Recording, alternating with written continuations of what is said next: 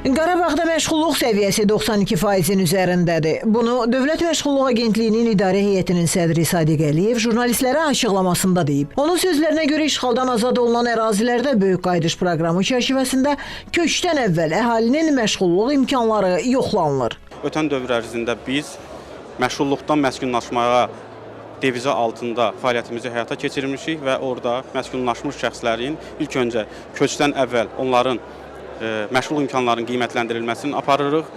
İşğaldan azad olunmuş ərazilərdə fəaliyyət göstərən işə götürənlərimizin vakansiyalar barədə məlumatları da əldə etdikdən sonra onların məşğulluğun təmin olunması istiqamətində işlərimizi aparırıq və işğaldan azad olunmuş ərazilərdə əhalinin məşğulluğunun səviyyəsi 92%-in üzərindədir. Sadiq Əliyev əhalinin aktiv məşğulluq tədbirləri ilə əhatə olunması istiqamətində tədbirlərin davam etdirildiyinə də diqqət çəkib. 10 ayın statistik nəticələrinə əsasən biz əhalinin işsiz və iş axtaran şəxslərimizin 158 min şəxsimizi işlə təmin olunmasını həyata keçirmişik.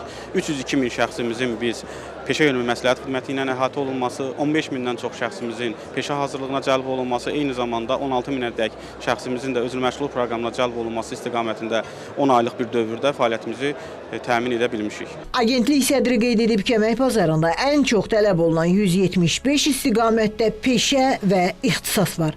Sevinç Vaqif qızı, Cabbar Qaryağdıoğlu, Xəzər xəbər.